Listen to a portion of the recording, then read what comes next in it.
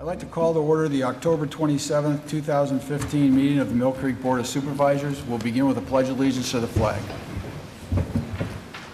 I pledge allegiance to the flag of the United States of America and to the republic for which it stands, one nation, under God, indivisible, with liberty and justice for all. Do we have any public comment on agenda items other than development or rezoning applications? Hearing none, we'll move on to approval of minutes. We have before us the October 6, 2015 meeting minutes. If there's no additions or corrections to the minutes, I'll entertain a motion. I so move to approve the minutes from October the 6th. I'll second it. Mr. Groh? Yes. Mr. McGrath? Yes. And I vote yes. Next, we have approval of bills. We have before us the township bills of October 12th, October 16th, October 23rd, and October 27th, and the sewer revenue fund bills of October 13th and October 27th. If there's no additions or corrections to the bills, I'll entertain a motion. I'll move we pay the bills. I'll second. Mr. McGrath? Yes. Mr. Groh? Yes. And I vote yes. Next, we have consideration of subdivision plans. The first is Susan Van Cleve Real Family Subdivision, a minor subdivision plan to show the creation of 4 lots located at the northwest corner of West 10th Street and Marshall Drive in Tract 9. This was tabled at the meeting of September 1st, 2015. Mr. Morris. At their meeting of October 6th, the Planning Commission recommended approval with 1 variance and 1 requirement. The variance is that Lot 2 frontage is less than the required 60 feet, and the requirement is that they delete the 30-foot building line shown on the drawing, since the building line will be an average of the 2 existing homes adjacent to the lot. Thank you. Is there anyone here to speak in favor of the subdivision? Yes, sir. If you come up, give us your name and address, please.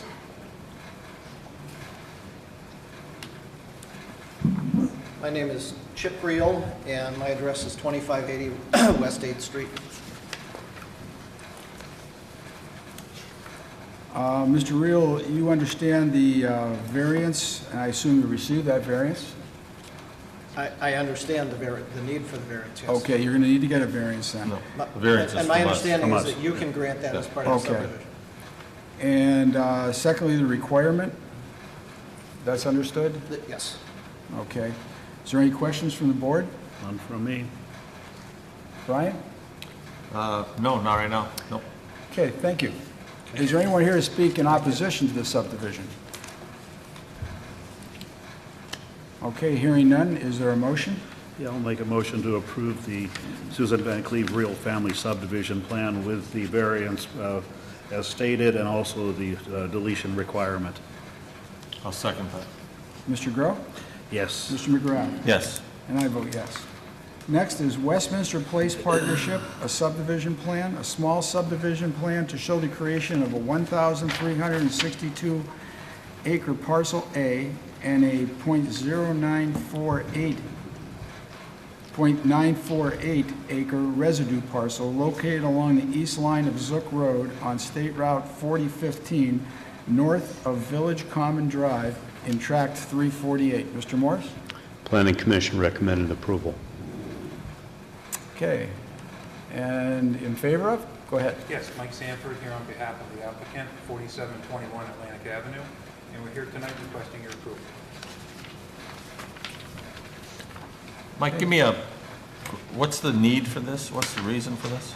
Right now, there's 1 building on the parcel, and they'd like to subdivide it just to have an area for future development. Oh, okay. And the new lot, the vacant lot, has frontage on Zook Road, but we have an access easement proposed that would give any potential development access to the Village Common Drive, the Circle Road, so we could have access to the traffic signal.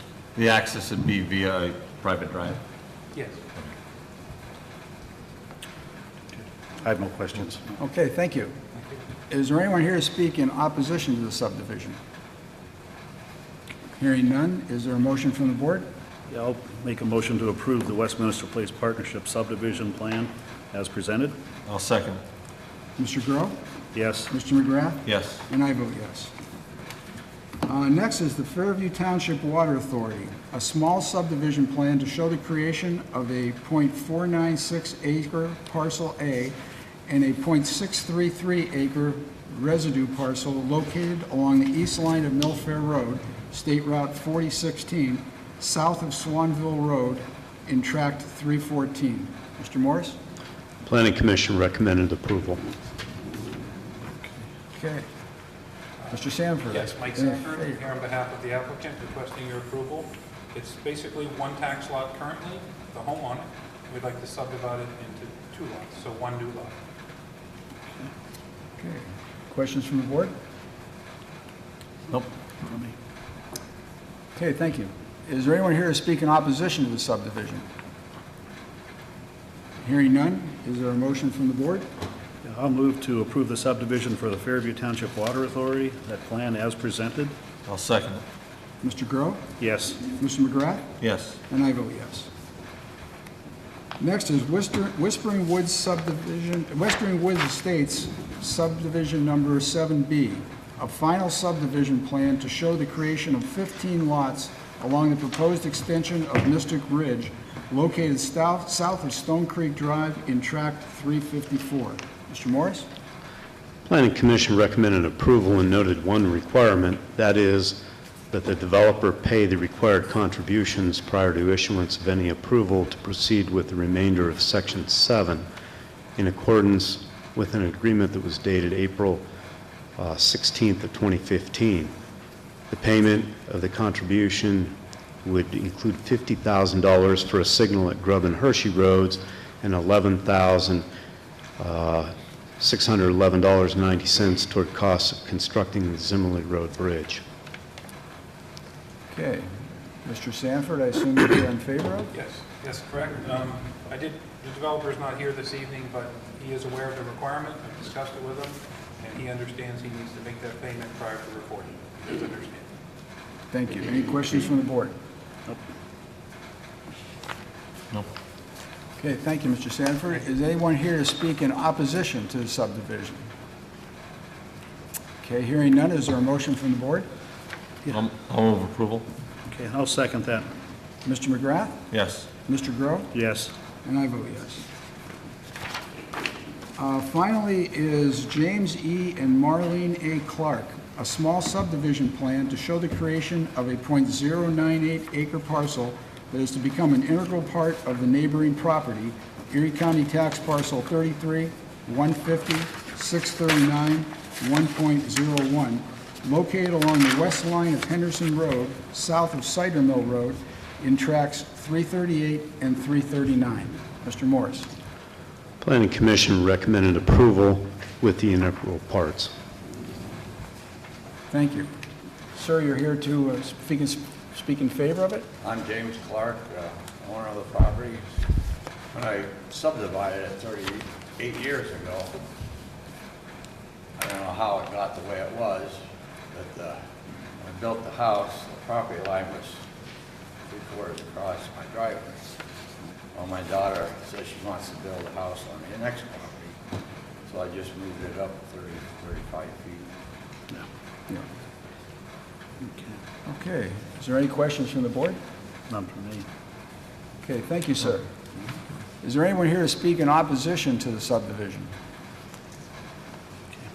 Hearing none, is there a motion from the board? I'll move approval. I'll second that. Mr. McGrath? Yes. Mr. Grow? Yes. And I vote yes. Next, we have referral to the Planning Commission of a petition requesting a change in zoning classification.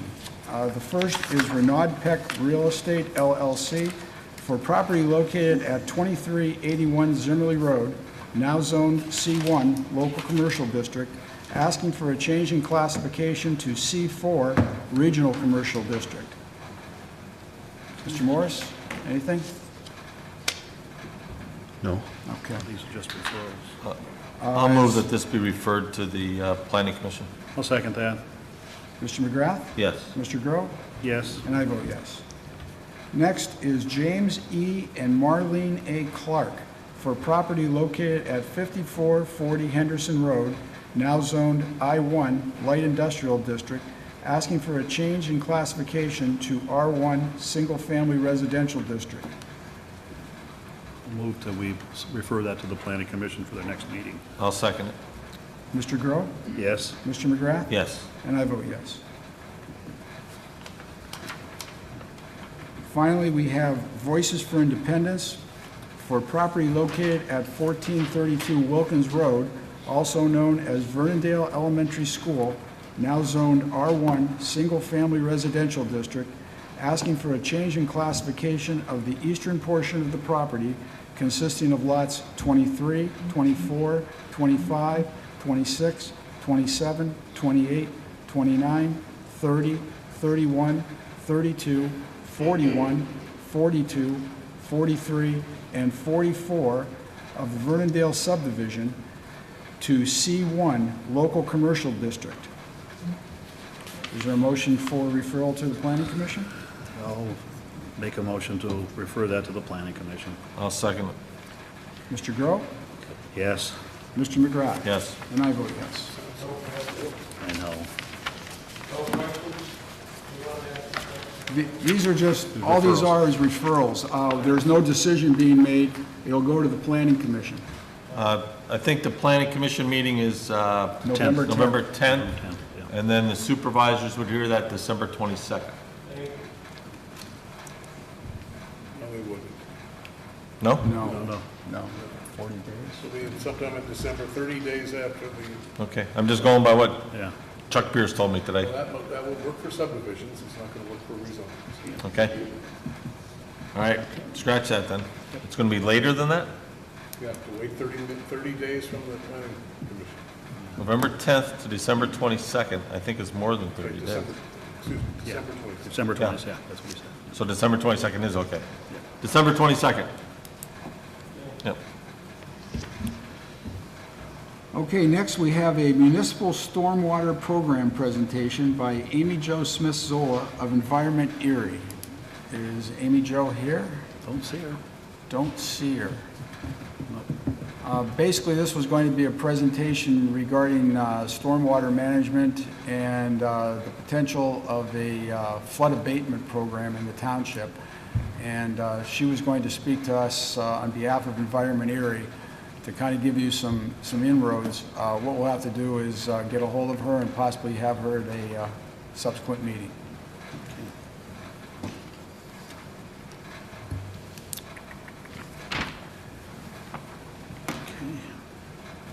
Okay, next, announcement of bids and quotations received for sewer installation for MYAA lacrosse fields by the sewer department. Mr. McGrath?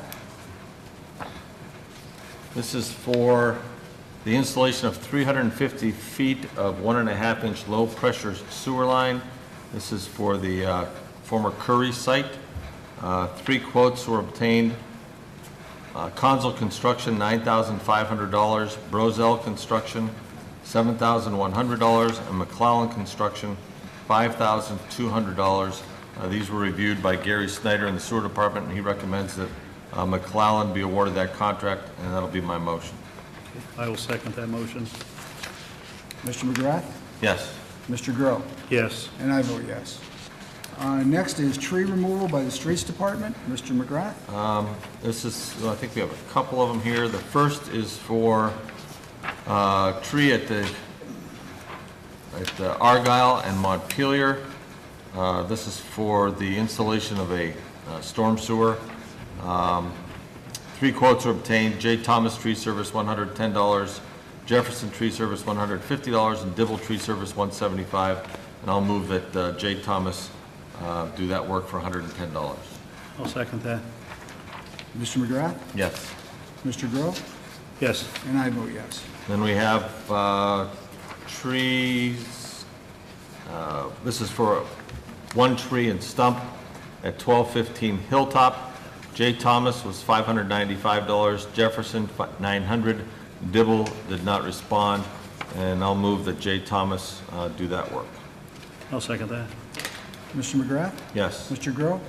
Yes. And I vote yes. And at 726 Wyoming Avenue, J. Thomas, $1,450. Jefferson Tree Service, $2,400. And Dibble, no response, and I will move that J. Thomas do that work. I'll second that one, too. Mr. McGrath? Yes. Mr. Grow? Yes. And I vote yes. Next, we have Resolution 2015-R-21, a resolution to authorize exoneration of taxes assessed against mobile homes deemed by the Erie County Bureau of Assessment to have been removed or damaged to an extent rendering them worthless. Evan, you usually handle that? This is a typical resolution where the county taxing bureau asks that the taxing districts exonerate prior year's taxes against mobile homes that have been determined by the assessment bureau to have no value. And it's a process that's necessary to get the things removed from existing locations. Thank you. Is there a motion from the board? I'll move approval of Resolution 2015-R21. I'll second. Mr. McGrath? Yes. Mr. Grow? Yes. And I vote yes. Next is Resolution 2015-R-22, a resolution pursuant to Resolution 2015-R-20 and the Municipal Records Manual to approve proposed disposition of certain township records. And this is a request that comes from us from our HR Director, Diane Lyons, to dispose of a number of records that have been housed since the 1960s here in the township.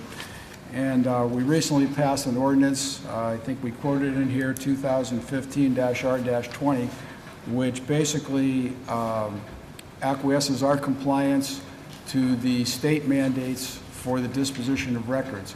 And every time we dispose of a number of records like this, we have to do a subsequent resolution detailing the records that are being disposed of. Okay. Is there a motion on Resolution 2015-R-22? Yes, I so move. I'll second it.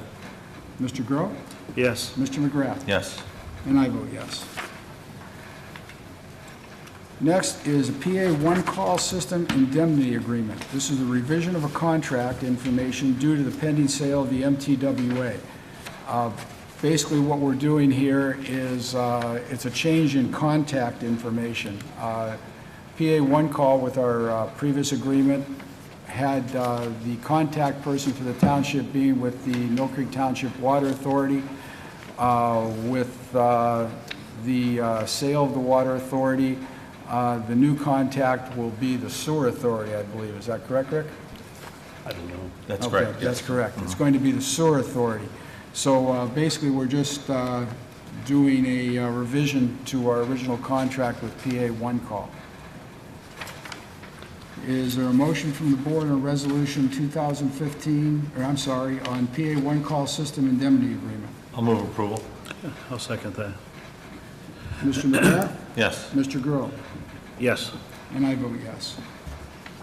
Next is the Velocity Fiber Internet contract. It's a renewal request. We have utilized Velocity Internet here at the township, and it's the recommendation of our IT director that we pursue a renewal of that contract for the next 36 months. The contract renewal price is going to be identical to our previous contract. That is $22,500 over the 36-month period, or $625 a month.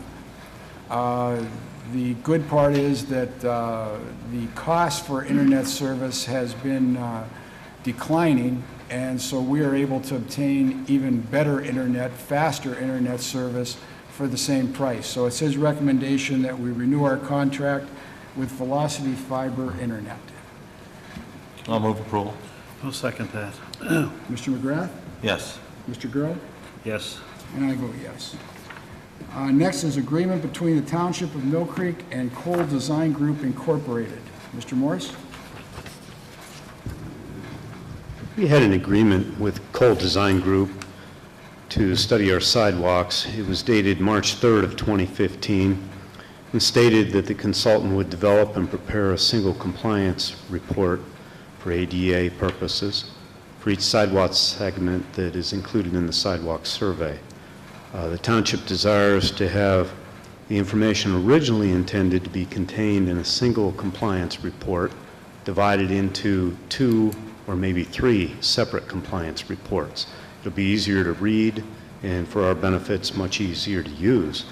Consultant is willing to perform this additional work for an additional fee of $5,197.25. So the original contract price was $75,728.00, with change order number 1 in the amount of $5,197.25. The adjusted contract price would be $80,925.25.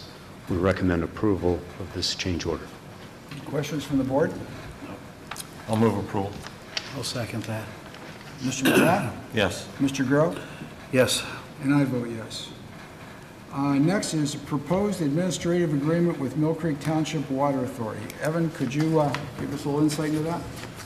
Well, as we've been working with the Erie City Water Works regarding sale of the water system assets, we've acted collegially and cooperatively with the Millcreek Township Water Authority. In many cases, this would have been done pursuant to more formality under the Municipal Authorities Act, where the board here would have directed the board of the Water Authority to transfer assets. We have the agreement with Erie City Water. We understand how it's going to play out. The closing should be held by the end of the year. This agreement really just puts in place formally a lot of things that we've taken for granted as happening. It assures that the money from the sale will go into a dedicated account, that it will not be used unless both the township and the authority agree that it's necessary to be used to clean up or finalize obligations of the authority. Some of the funds are going to be paid into what's called a defeasance account. The bonds that were issued by the Water Authority in about 2011 will be defeased, meaning money will be put in an account that will be sufficient to assure their payment when the maturity date of the bonds come. That's part of the purchase price. But this agreement lays out, here's what the authority is going to do, here's what the township is going to do. In the end, the authority is going to terminate its affairs, and all the funds will become the funds of the township. Thank you. And I know some people have put out questions about what we're going to do with this money. The plan initially is to take the funds that we're going to get as a result of the sale and park them in a dedicated account temporarily. Having done that, the township is then going to go about, or the board is going to go about setting up, shall we say, ground rules, or what the funds can be used for and what they can't be used for.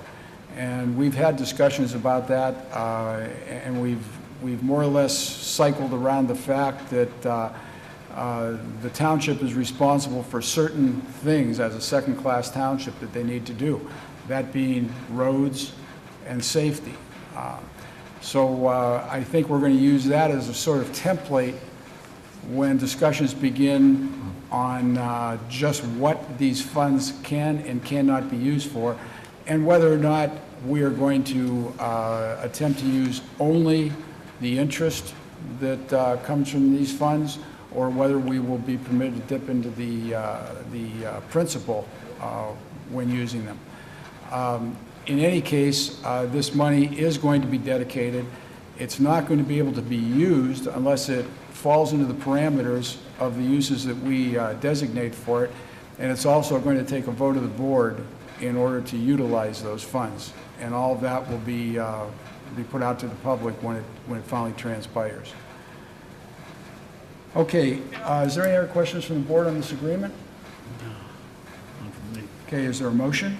Yeah, I also move to approve that agreement between the township for the Millcreek Water Authority, the administrative agreement, that is. I'll second that. Mr. Grow? Yes. Mr. McGrath? Yes. And I vote yes. Next is New World Systems authorization for data conversion. One of the things that we're doing as a result of the Water Authority sale is, of course, Erie Water Works is going to be billing for us for our water services. We are also in the process of constructing a contract with them to take over the billing for our sewer services. This will be a savings to the township of approximately $80,000, having them bill for our sewers also. In order to do that, we need to transfer to them the data on our whole customer base and their payment schedules and so on and so forth to the Erie Water Authority. We have a system here at Millcreek, and it's used nationwide actually, a lot of places, called New World. And New World is a very proprietary system in that a normal IT person cannot actually go in there and extract the data because of certain tables that the data is built into. The most expeditious way to do this is to have New World do this data conversion for us.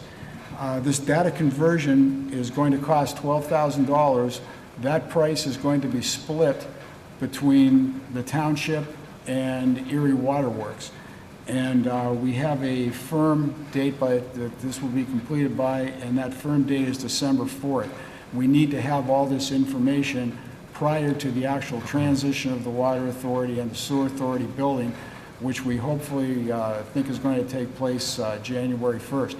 So basically, we're contracting with New World to extract the data, put it in a format that can be given to Erie Water Works so that they can begin the process of billing for us.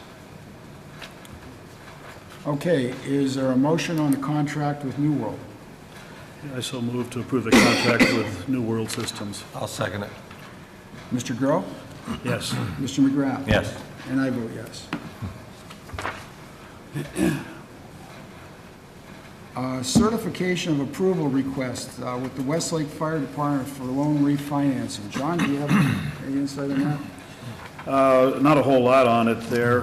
This has to be endorsed by the township, is that correct, Evan, our discussion? There has to be a certification. Certification, I mean, yeah.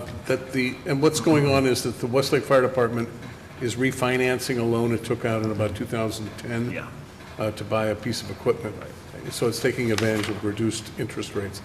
And to get interest or exempt entity kind of financing at favorable interest rates, there's a process in state law that requires a public hearing, which they had, and then their provision to the board of certain information, which they did, and then a signature on a certification by the chair of the board, finding that the request is in the best interest of the public. That it does not impose on the township any obligation. Okay, is there any questions from the board? I'll move approval. I'll second. Mr. McGrath? Yes. Mr. Grove? Yes. And I vote yes. Next is an easement request for 500 Indiana Drive. Mr. Morris? 500 Indiana Drive is an empty lot that has a 24-inch storm sewer pipe that runs through the property.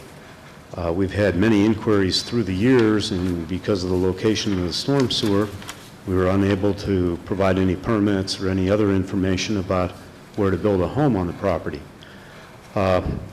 We had no verified location, and there was no easement for the pipe. And in order to secure a building and a zoning permit for the property, the pipe had to be located and an easement had to be shown so that we knew where a structure could be fit on the lot. Zoning requires a 10-foot setback from the easement, so it's very important we knew where it was located. Property owner has now had the pipe located by a tracer and supplied the township with a drawing that includes the location in the easement. We recommend approval of the easement.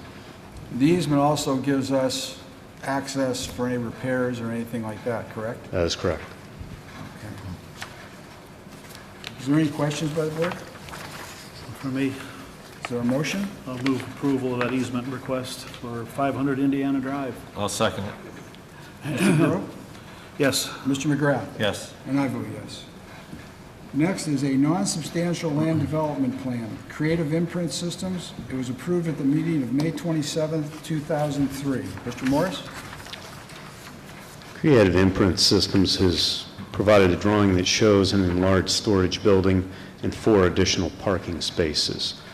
It's a non-substantial amendment, so it doesn't go through the Planning Commission, and we recommend approval.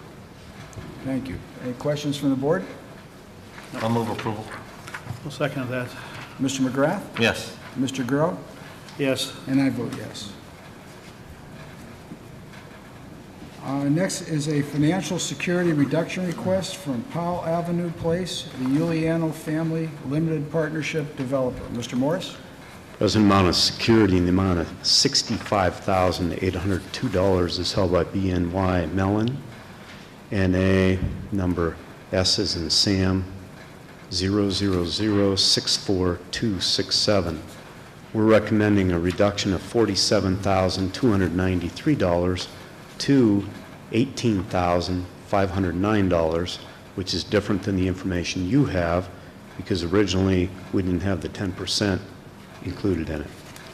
The only items that are remaining are the growth of the arborvitae. And those two combined plus the 10% take us to the recommended reduction to $18,509. What was the reduction, what was it reduced to? 18,000? $509. $18,509. So all the stormwater work is done? Yes. Okay. And Hill has approved it. Is there a motion by the board? Yeah, I'll move approval for that security reduction request. I'll second it. Mr. Grow? Yes. Mr. McGrath? Yes. And I vote yes. Communications, Mark? Nothing. Brian? Yeah.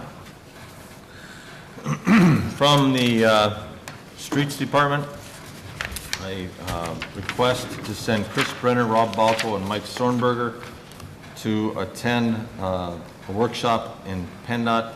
This is in regard to, this is bituminous plant technician. This is the annual update refresher course. Will be held March 22nd in State College, and the cost is $240 per person plus expenses, and I would move approval of that. Yeah, I'll second that. Public comment? Mr. McGrath? Yes. Mr. Grow? Yes. And I vote yes. Also from the Streets Department is a agility work plan. This would be between the township and PennDOT. We would be supplying our jet vac with the operator, and PennDOT will be doing some crack sealing for the township and supplying their piece of equipment and their operator. And I would move that the chair be permitted to sign this agreement. I'll second that. Public comment? Mr. McGrath? Yes. Mr. Grow? Yes. And I vote yes.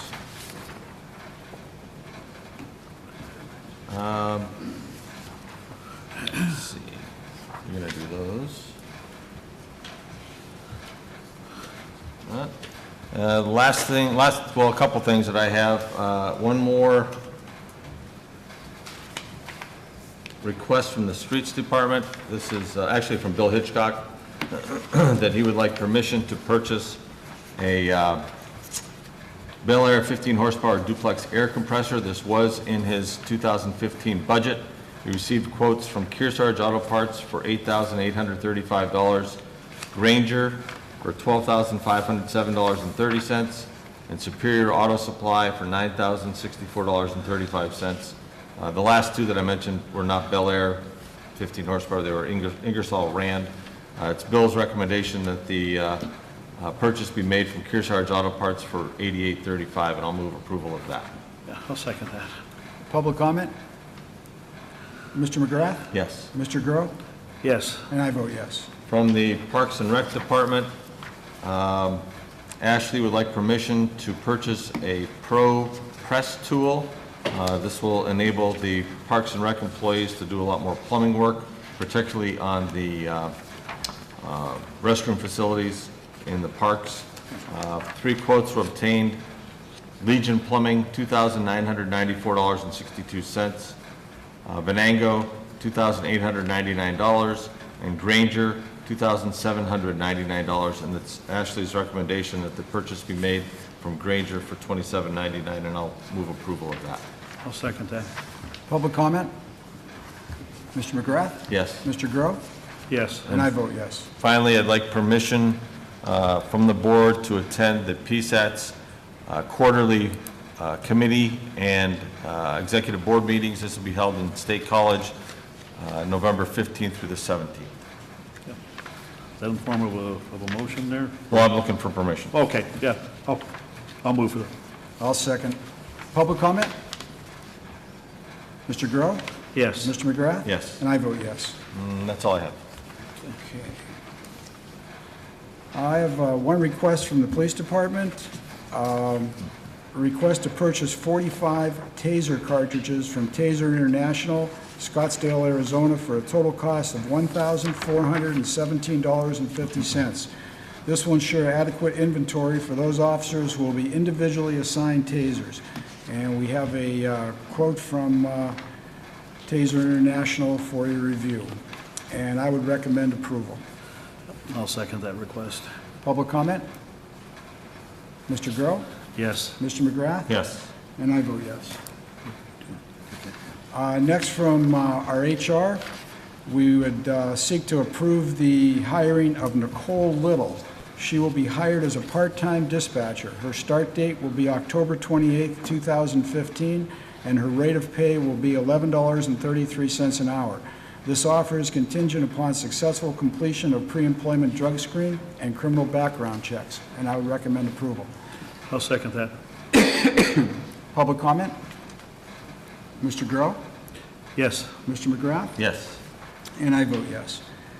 Next, from our emergency management, Matt Exley. He's requesting permission for himself and Deputy Richard Petron to attend the KEMA Annual Conference in Raystown Lake, PA on November 7th and 8th. This is an annual gathering of the emergency management coordinators throughout the state. There's no cost for the conference, but there is a $429.68 charge for hotel use and the use of a signed township vehicle, and this is a budgeted expense, and I would recommend approval. I'll second that. Public comment? Mr. Grow? Yes. Mr. McGrath? Yes. And I vote yes. And secondly, Matt is requesting permission for the purchase of a garage door opener for the western garage door where the 929 vehicle is being stored. This will be coming out of the miscellaneous equipment budgeted amount. Cost of the opener and installation is $342 per building maintenance, and I would recommend approval. I'll second. Oh, I'm sorry, go ahead. I'll second. Public comment? Mr. McGrath? Yes. Mr. Grow? Yes. And I vote yes. And that's all I have. Okay. All I have is the construction report for the month. Let's see here. Of course, as we know, it's seasonal. It's on the decline. In the residential aspect of for September, we had $1.5 million of construction value in permits issued out there for that. And in the commercial or non-residential end of it, $715,000 for a total of $2.2 million of construction value. These reports are available online, and they will be available in the zoning department starting tomorrow. Thank you. Evan? Do you know what Amy Jo looks like? It's not Amy. Oh, that Amy is. Jo? Oh. Oh, okay. That's my comment is, give her a chance. Hang on, Amy Jo. Cheryl?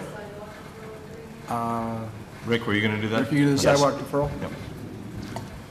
Yes, we have a sidewalk deferral agreement by James A. and Nicole M. Becker for 5807 Lake Pleasant Road. There are no sidewalks around, and we recommend approval of the sidewalk deferral agreement.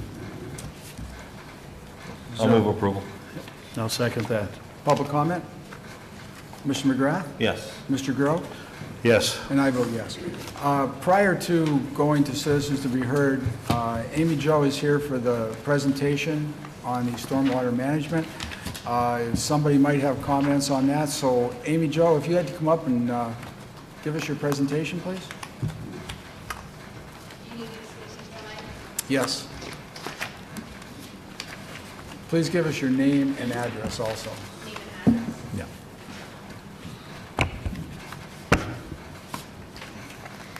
The name is Amy Jo Zola. and the address is 301 Peninsula Drive. Thank you. Go ahead. I'm just here to present to the municipality a program that Environment Erie is starting. It's a municipal stormwater program. In 2014, we received funding from the state, which we just got under contract just from the state's end, for managing stormwater on the municipal level by creating revenue sources. So the program, in summary, is funding that we can work together with the municipality to explore options that comparing other communities in the state, such as Meadville and Philadelphia, on how they're generating revenue to manage stormwater infrastructure. A lot of communities spend hundreds of thousands of dollars a year managing their stormwater that isn't generally budgeted for. A lot of it is reactive to flooding, to culverts that are blocked.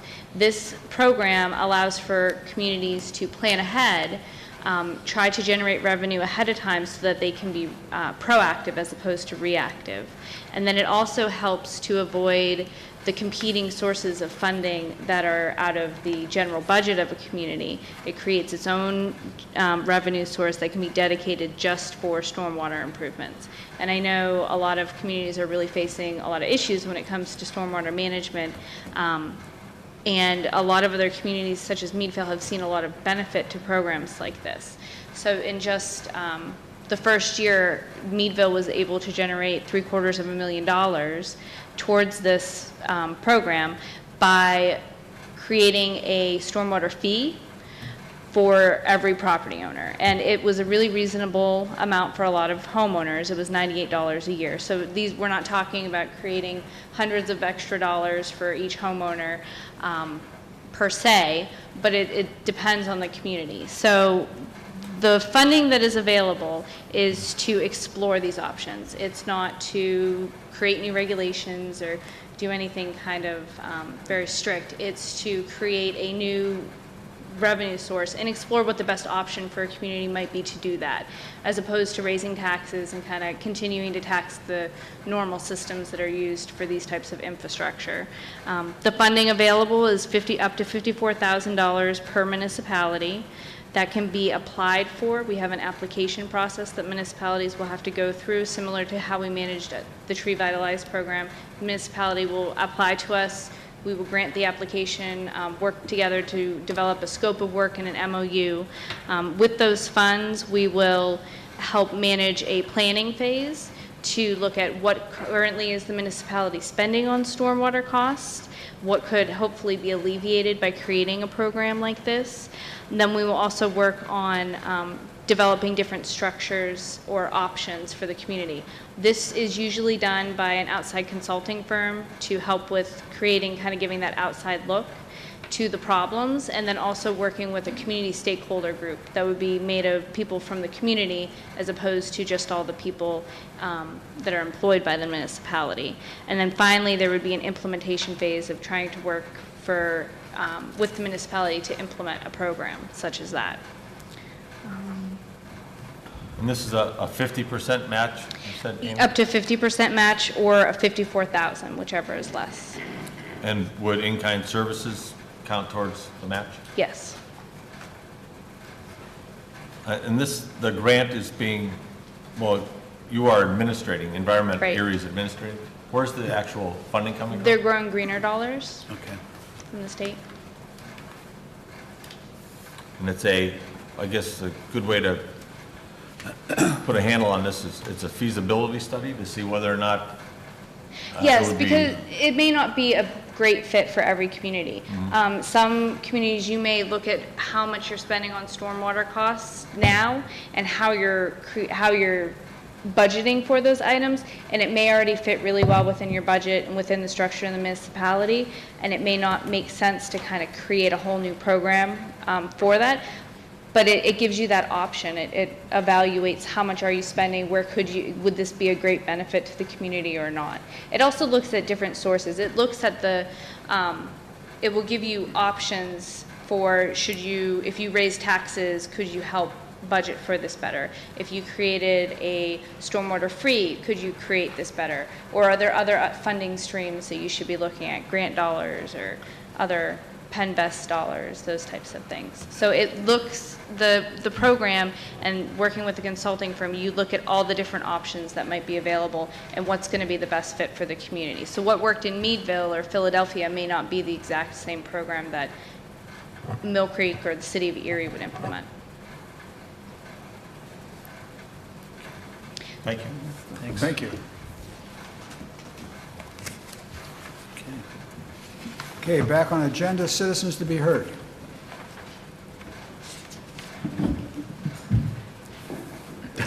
That's all I have a raise.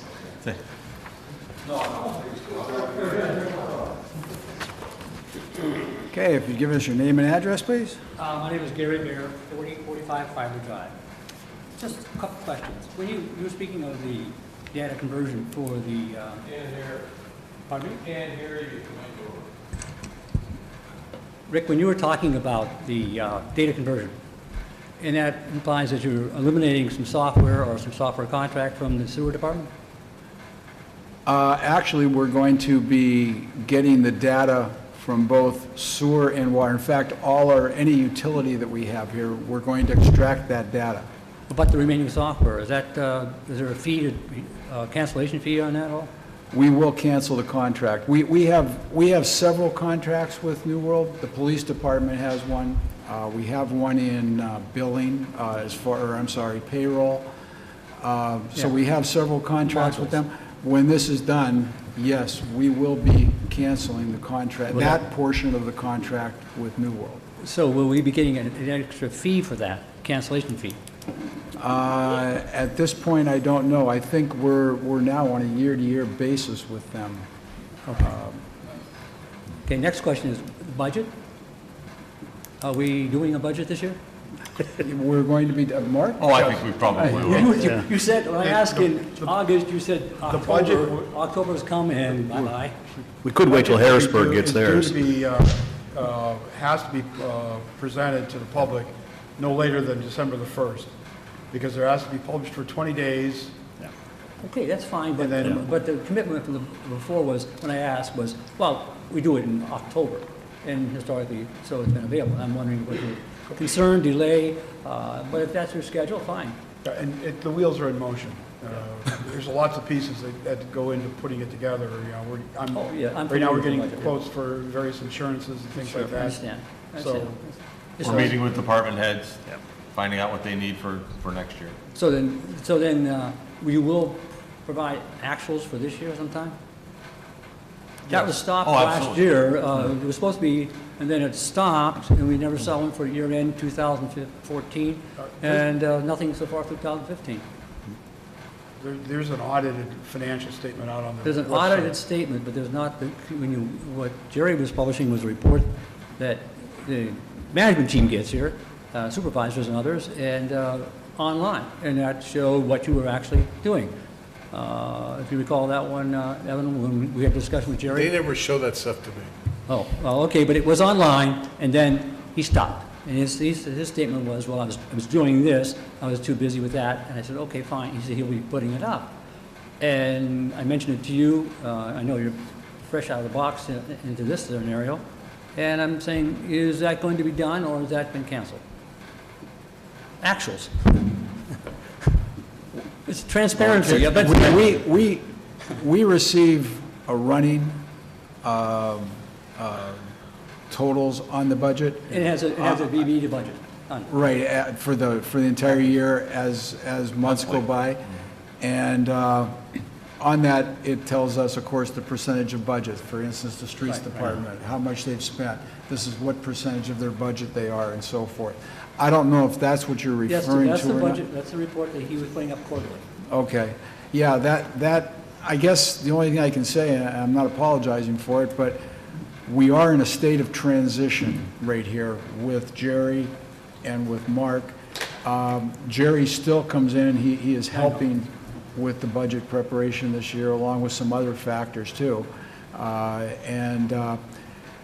Forgive us if this year At this very moment, that transition is kind of taking precedent over what you would like to see. I'm certain that in subsequent months and years, as Mark gets this whole thing put together, there will be that type of total which you can see anytime. So is that, I mean, you can put it online, and if you're going to do that, which is great, we'd like to have some input into that as citizens from the point of view matching the budget that you put out rather than your department budget, you know, your analysis for all these subdivisions of the things, sub-counts and all that stuff. But something, just you can easily see, here's what you've budgeted, and here where you're at, and the VB to budget and all that good nonsense, but in a conventional sense so everybody else can understand it without having to know how you asked for it in the program, that's all. Quite frankly, I don't see any problem putting that online. It'd be a It's very already been simple thing to online, do, the yeah. detailed But report's been it's online. stopped? Well, yeah, because of just the idea you're being audited and you had to get all the statements out. So I said, well, that's fine, I can understand that. Okay, I just wanted to show Yeah. where we're going. Transparency, because you had mentioned that on some of the police department purchases, well, that guy shouldn't know. And I said, well, are we sliding back into a zone of non-transparency? And that's where I'm, so, thank you very much. You're Thanks, welcome, Gary. Gary, thank you. Anyone else?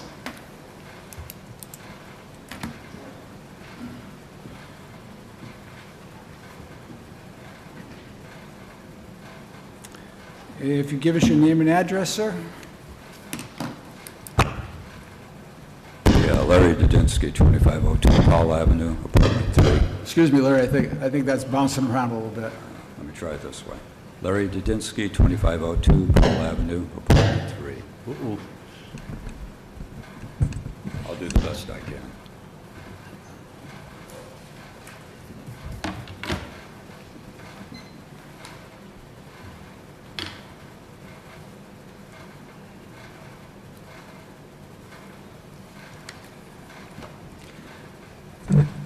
Wherever I go, people in Millcreek often ask me how they get away with it. How did Fagaski and Grow pull it off? How did Fagaski and Grow get away with the hiring of Fagaski's niece to be Director of Parks and Recreation when that hiring is a blatant violation of Millcreek Township's anti-nepotism policy?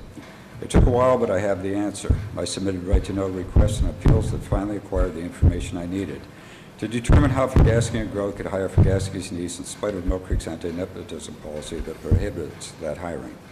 Here's how they did it. Number one, ignore Pennsylvania's Sunshine Law. This entire debacle could easily have been avoided if John Grow had included the nomination of Fagaski's niece for Director of Parks and Recreation in the 11/11/2014 Supervisors meeting agenda made available to the public ahead of time. If Grow had only followed Pennsylvania's Sunshine Law, Millcreek Township labor lawyer Richard Prehax, the editorial staff of the Erie Times News, myself, and probably dozens of other Millcreek residents might have shown up at that meeting and explained to Grow why he must vote with Brian McGrath to not hire Fagaski's niece.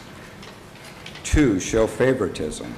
With a minimum amount of extrapolation, the township's anti-nepotism policy clearly states that, quote, to reduce the potential for conflicts of interest, the niece of a supervisor will be ineligible for employment with Millcreek Township, close quote.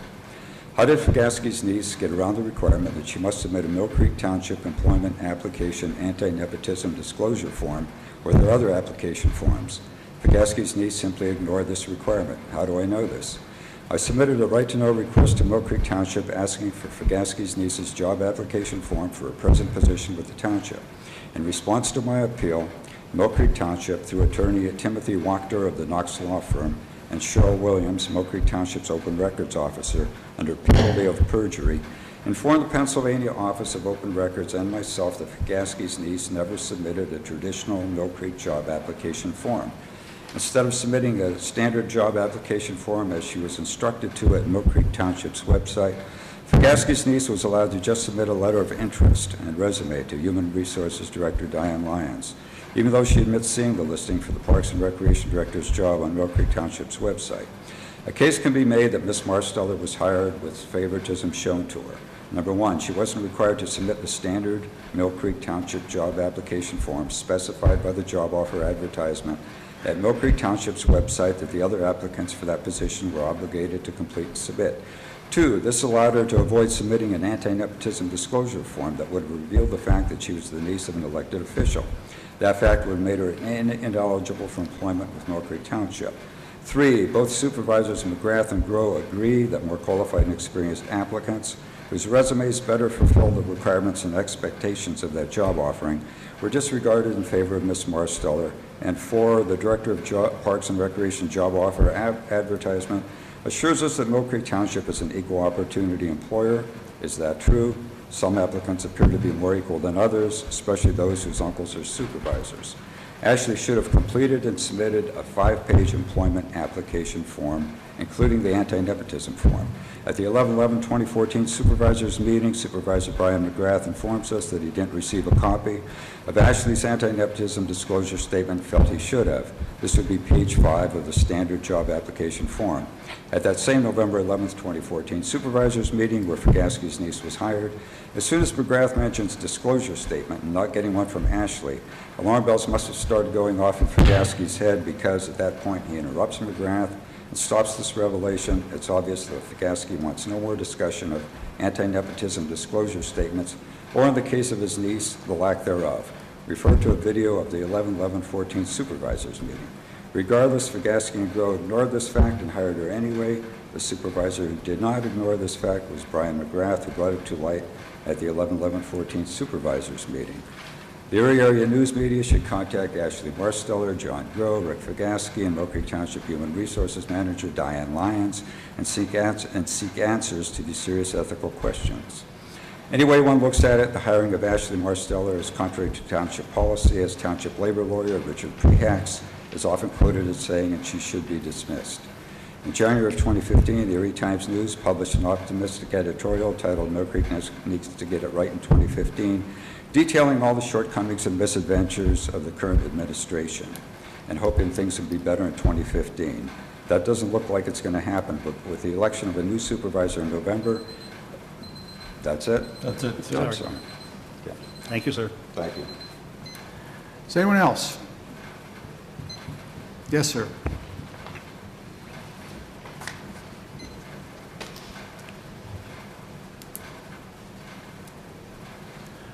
If you give us your name and address, please, for the record. Yeah, my name is Bob Nielsen. I live at 3448 West 40th. You were up at my house one time. That's right, You were Mr. supposed to Nielsen, get back yes. to me in a reasonable amount. Never heard, so I called back. Right. My question is, what do I have to go through to get a project that was started probably 10 years ago finished? Okay. When you know what I'm talking about, Talking about between paving- Concord and Lancaster. Paving 40th or 41st Street? What street is it, 40th Street or 41st? I live on 40th. 40th, They that's started right, on yes. 43rd Street for the school. Paved it, put in storm sewers. That's right. They did all the engineering, all the way down to 38th Street. That's right. Supposedly, one year they started 43rd, 42nd, 41st, ran into a snag at 41st Street. Had to redo it 2 or 3 times. All of a sudden, there I sit, nothing happening for, That's right. it's been 3 years. Yes. I have no storm sewers there. You know, the neighbor's right down the street from me, all winter, he's got a pool in his front yard. You know, I can't, you get off the track and the road and, you know, it's a drop like that. That's right. I can't keep my driveway in place because it's going downhill, I have nothing to stop, I mean, Right. there's no road. It's washing it out, yes. I can't get any satisfaction from anybody. And, you know, I basically asked John, why am I paying taxes? I'm seeing the township go into these subdivisions that are 15, 20 years old, redoing the roads. I've lived there since 1957. Last time, well, you tar and chipped it.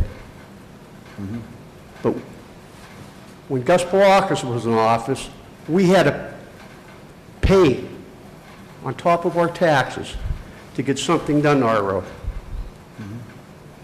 Now, I'd like to know when they're going to finish that project. It's not a hard question, you know, I mean, Yeah. and I can't seem to get an answer. Nobody wants to Nobody wants to answer the question. I can give it a shot. You know, I mean, We I went wish into you that.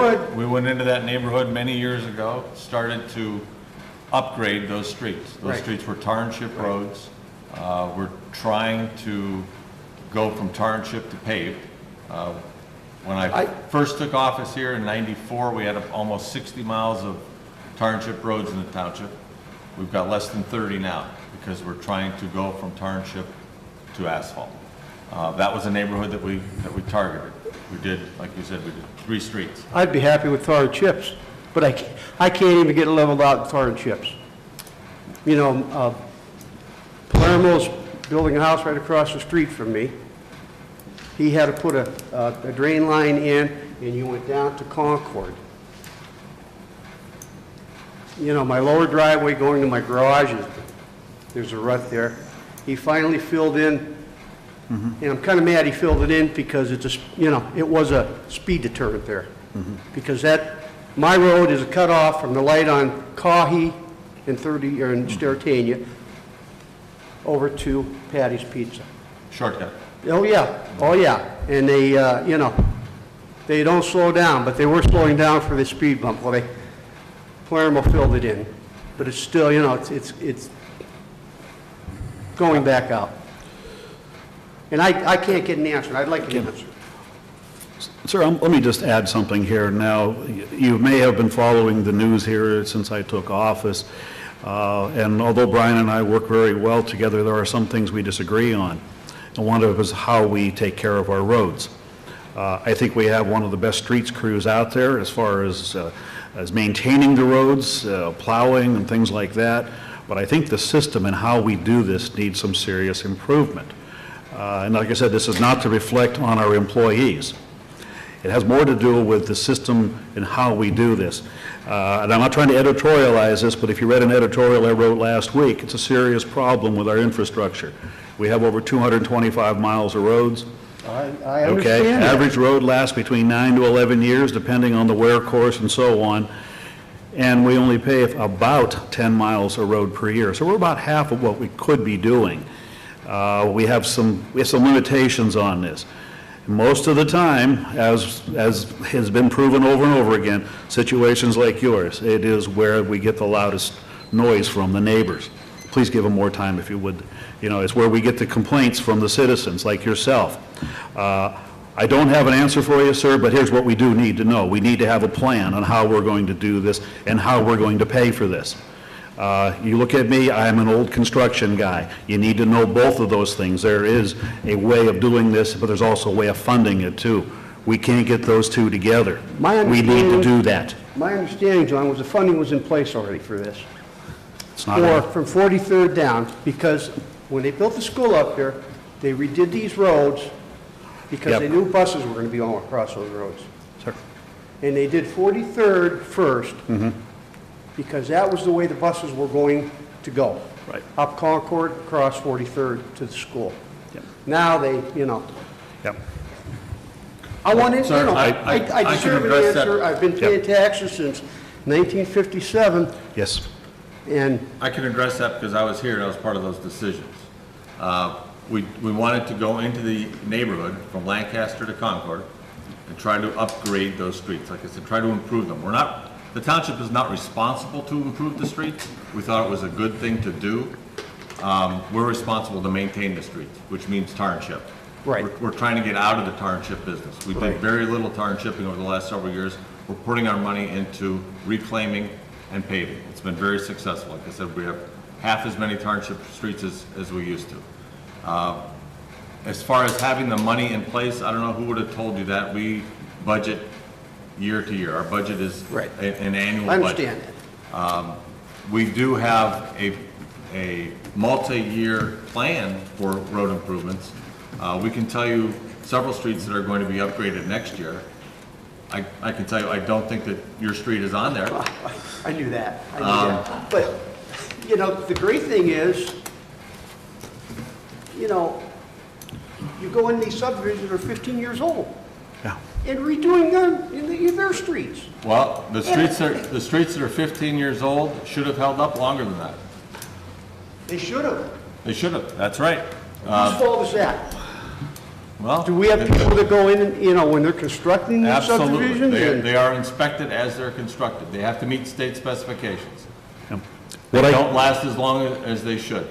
But John says, you know, you get 9 years out of an asphalt road. I can show you a lot of roads in Millcreek Township that we get a lot more than 9 years out of. A lot more. Depends on the traffic, depends on the location. I just like an answer sometime. If I have to keep coming to every meeting and bringing it up, you know, Sir, I'll be here. here's a way I look at it, and I'm not trying to be sarcastic at all, but we've got some very serious decisions to make here on how this can be handled. One is to raise our taxes on that. Now, I don't know if anybody really up here has the guts to do that. You know, maybe as I get closer to the end of my term, I might be crazy enough to think about it. I've But done it that's- several times. Yes. I'm not proud of it, but I've done it several Right. times. But the fact is, this situation needs more. What I'm getting at also is the fact that we need to have a clear-cut plan of how these roads are going to be done. All of our roads listed out, what are we doing for 10 years? We don't have a 10-year plan. We don't have a 5-year plan. We have maybe a little bit of what's going to happen next year. Okay? Maybe with enough pressure, we could put this one on there. I can't guarantee anything, sir. Believe me, I sympathize with what you're saying. You're not barking up the wrong tree. I'm hearing you. If you want to shut me up, you know, I'm not. when one of the crews is on the way back, just dump some asphalt by my mailbox and I'll tamp it in. Because I'm sure there's a lot of it all back to the yard back here and dumped at the end of the Okay. day. I'm going to have our streets foreman come up and take a look at that with you tomorrow, sir. Okay? Well, maybe not tomorrow. We have storms That's coming all in. I'm asking. Okay. No, I'm not asking a lot, Okay. but Thank- if you look at where my mailbox is. I've been there. I've seen it. somebody dropped that berm there, I have seen it, yes. so. Thank you. Thank you, sir, I Mr. hate to be a pain in the You're- neck, but You're not. Is there anyone else?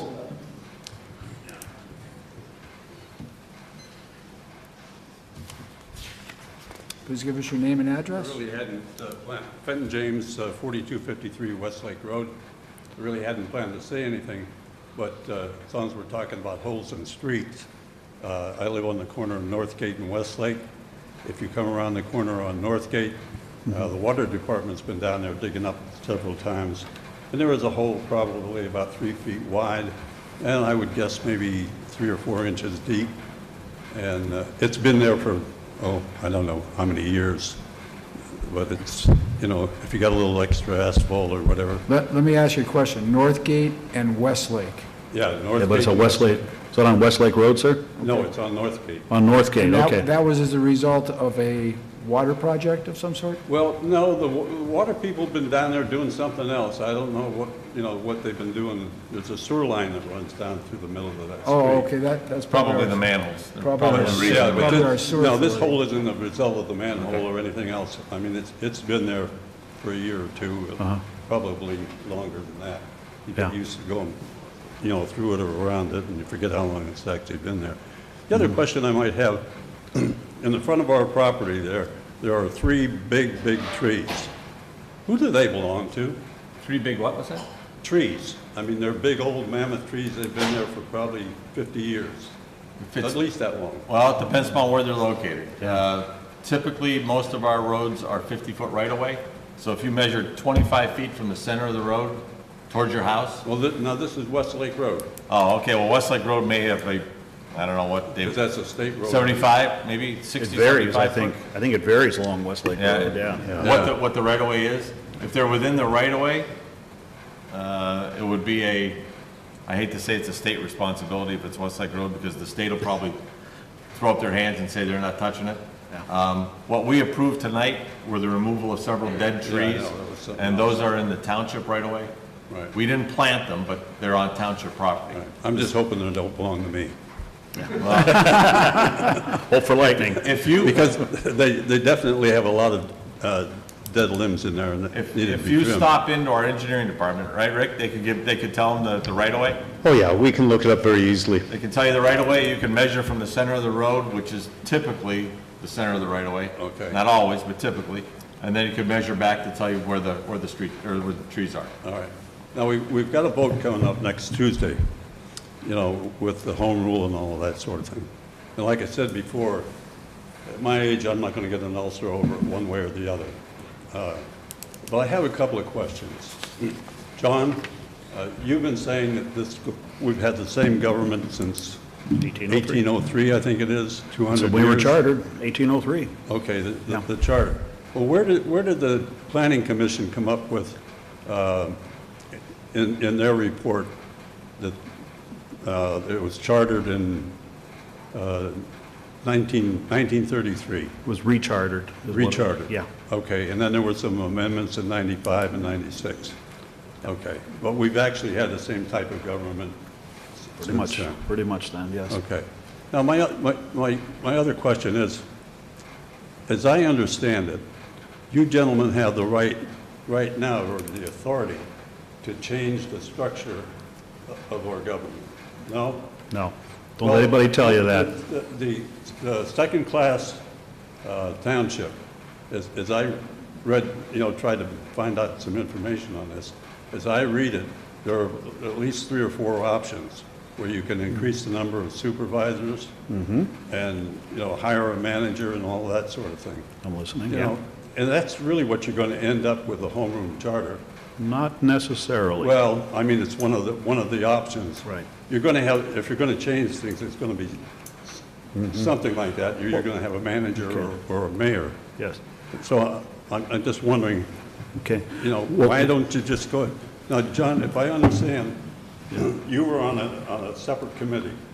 Yes, I was part of a minority report, yes. Recommended staying, what is it, second-class township. Didn't both committees come up with the same thing? No, that's incorrect. No, I was part of Then what I read in the paper was incorrect. Yes, it was very incorrect. Surprise. Well, yeah, it was not, there was not a lot of facts in there, a lot of fluff, okay? What I will say is this, sir, is that I'm going to ask you a question rather than say this. Whose government is this?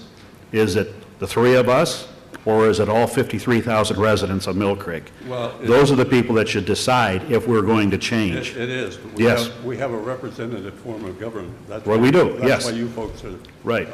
elected to serve there. Right. And I know this is Just a... as we do in the state. Right. And they can't get anything done either. Yeah, well, we'll have a better chance of a budget getting done by December 31st. We'll have a budget. Yeah, we can proudly say that. The only thing I'm saying Yeah. is with what we already have, and like I said before, if it changes, it's not going to be a Right. big deal for me. But I can come up here and have come up here and talk to individual supervisors. Sure. Just walk in the door and see who's available, and I get an audience. Well- That's not going to happen under home rule. If That- you've got it depends on what the home business rule- manager and then part-time supervisors, that's not going to happen. It depends on what the study commission comes up with and what the voters approve. Remember, the study commission is a recommending body. This whole thing could go through the entire process. In other words, approval of the question, election of the commission members, they do their study and so on. They come up with a home rule charter and a recommendation to approve it. It goes to the voters and it fails. That's a possibility. That's the chance that happens out there, sir. But am I willing to take a gamble on it? Yeah, because this government is not about me. It's about Millcreek. Yeah, That's the way I look at it. Like I said the time I was on here before, that, in the long run, it makes no difference to me. I understand. At my age, Well, I can either like it and live here, or I can move down to North Carolina with my son. Where are you going to walk your dog? Yeah, I'll walk my dog in the park. Which incidentally, talking about the other problem, the park is in pretty good shape these days. Yep. It's been maintained. I noticed the paths have been plowed, and it looks like new recreation equipment. Yeah. New tires and stuff going along down there. So, and we walk our dogs down there every morning. Right. So okay. that's all I have. Thank you, sir. Thanks. Anyone else?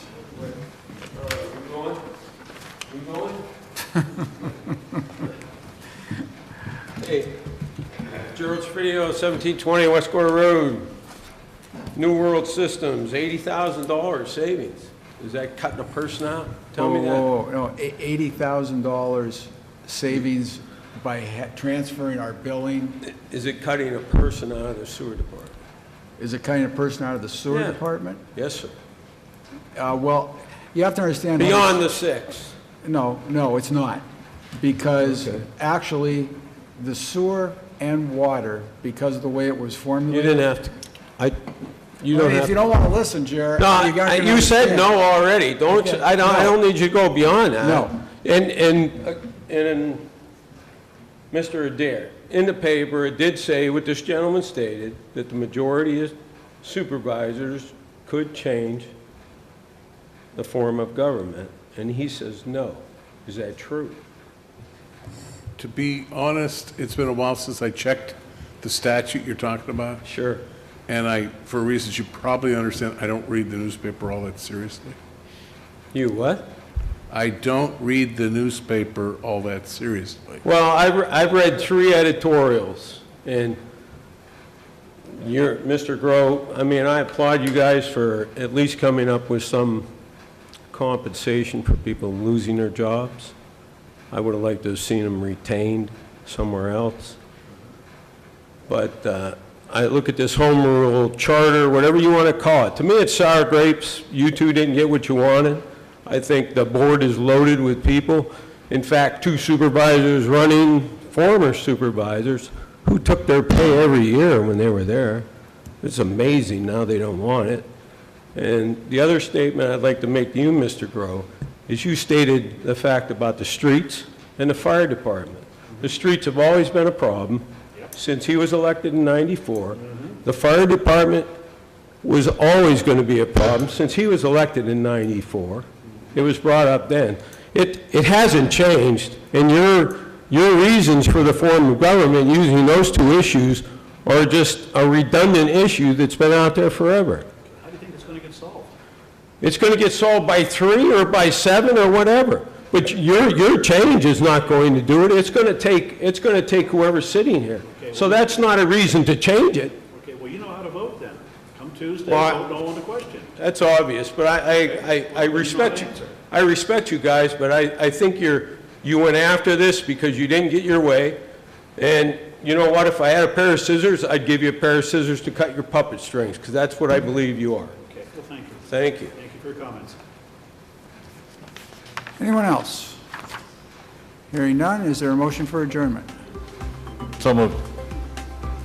Second, and we're adjourned at 8:16. You're watching the Millcreek Government Channel, powered by WQLN Public Media.